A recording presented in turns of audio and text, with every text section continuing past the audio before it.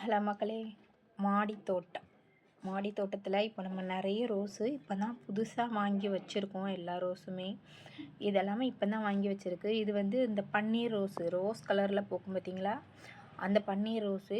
இது இன்றைக்கி தான் வாங்கிட்டு வந்து வச்சுருக்கு. அதில் நிறைய கொப்பும் குலையுமா தான் இருந்தது. இப்போ தான் லேசாக சைடில் தழுத்துக்கிட்டு வருது இந்த செடி. இந்த குச்சி குச்சியாக நட்டு வச்சுருக்கேன் பார்த்திங்களா, இதெல்லாம் வந்து இப்போ தான் நட்டு வச்சுருக்கேன். இது வருதா வரலையா அப்படின்னு நான் உங்ககிட்ட சொல்கிறேன். ஏன்னா அது எல்லாமே தழுத்துடுச்சு அப்படின்னா நான் உங்களுக்கு கண்டிப்பாக அந்த தழுத்ததை காட்டுறேன். அது இன்றைக்கி தான் நம்ம நட்டே வச்சுருக்கோம். இது வந்து கடையில் வாங்கினது தான். இது வந்து என்ன சொல்கிறாங்க, நாட்டு ரோஸுன்னு சொல்லுவாங்கள்ல, அந்த மாதிரி நாட்டு ரோஸு.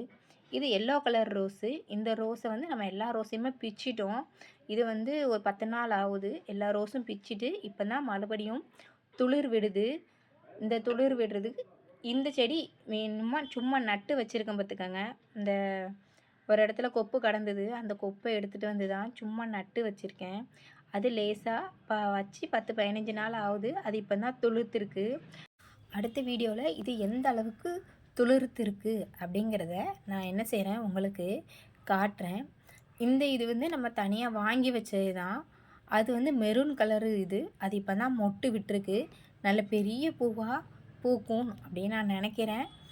அப்புறம் இது இந்த தொட்டியில் இருக்கிறது எல்லாமே சும்மா நட்டு வச்சதான் பார்த்துக்கோங்க. நட்டு வச்சதான் இது எல்லாமே தழுத்து நிற்கிது. இந்த வீடியோவில் நல்லா பார்த்துக்கோங்க. இது எப்படி நட்டு வச்சுருக்கேன்னு சொல்லிட்டு சும்மா தான் நட்டு வச்சுருக்கேன். அது எல்லாமே தழுத்து மழை விழவும் நல்ல தழுத்து நிற்கிது. அடுத்த வீடியோவில் இது இன்னும் எவ்வளோ நல்லா தழுத்தது அப்படிங்கிறத காட்டுறேன். சும்மா புதைச்சி தான் வச்சுருக்கேன். என்ன மண்ணுனா செம்மண் கொஞ்சோண்டு மண், இந்த ரெண்டும் சேர்த்து போட்டு தான் மண் கலவை போட்டு வச்சுருக்கு. வேறு தேங்காய் நார் அந்த மாதிரிலாம் எதுவுமே போடாமல் இந்த தொட்டியில் இருக்கிறது எல்லாமே நட்டு வச்ச செடி மட்டும்தான். நட்டு வச்சதுன்னா வாங்கி வைக்கலை கடையிலேருந்து, சும்மா வாங்கி நட்டு வச்சது தான். இது எல்லாமே தழுத்து நிற்கிது. இது எல்லாமே வாங்கின செடி தான். இது வந்து மெரூன் கலரு ரோஸு, அந்த ரோஸு இது. அப்புறம் மீதி எல்லாமே இது வந்து இந்த நாட்டு ரோஸுன்னு சொல்லுவாங்கள்ல, இது ஒரே ஒரு பூ தான் பூத்துது. அதுக்கப்புறம் அது தழுக்கவே இல்லை, தழுக்காமல் அப்படியே நிற்கிது. இந்த செடி இன்றைக்கி தான் புதுசாக வாங்கி கொண்டு வந்து வச்சுருக்கோம், மொட்டோடி வச்சுருக்கோம். அதுலேயும் 2 குச்சியை நான் நட்டு வச்சுருக்கேன். ஒரு இடத்துக்கு போகும்போது நிறைய ரோஸ் கிடந்தது. அந்த குச்சி எல்லாத்தையும் மொத்தமாக அள்ளிட்டு வந்து அதை நான் நட்டு வச்சுருக்கேன். அதில் தழுக்குதா தழுக்கலையாங்கிறது தெரியலை. இது வந்து ஒரு தாத்தா ஃப்ரீயாக கொடுத்த செடி. மல்லிகைப்பூ செடி வாங்கும்போது இதை வச்சுக்கமான்னு சொல்லி குட்டியாக கொடுத்தாரு. அதை வச்சு இப்போ அது நல்லா கொத்தும் கொலையுமா தழுத்து நிற்கிது.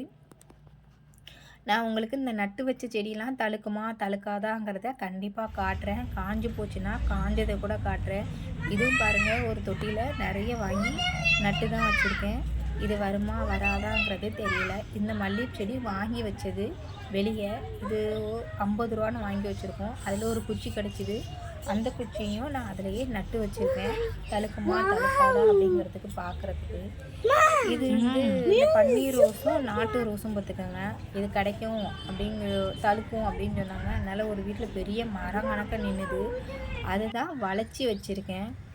இது வாங்கினது தான், வாங்கி கொண்டு வச்சது தான். இதுவுமே அது ரொம்ப பெருசாக ஹைட் ஆகிட்டே போகுதுன்னு நினைக்கி நீங்கள் என்ன பண்ணுங்கள், கட் பண்ணிவிட்டு அந்த இது வேணால் நீங்கள் அப்படியே கீழே நட்டு வச்சு பாருங்கள். அது வருதா வரலையாங்கிறது உங்களுக்கு தெரியும்.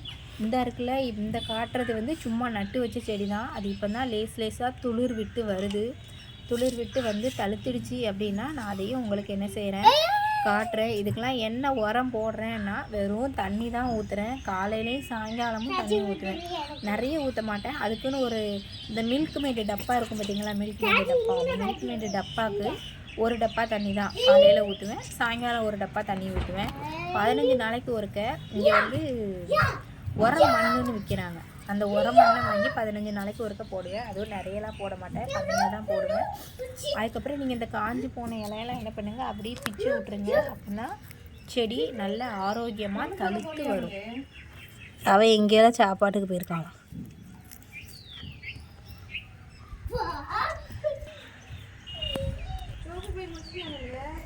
அந்த சந்தன கலர் பை தான் மனசு முடிஞ்சிருக்கு.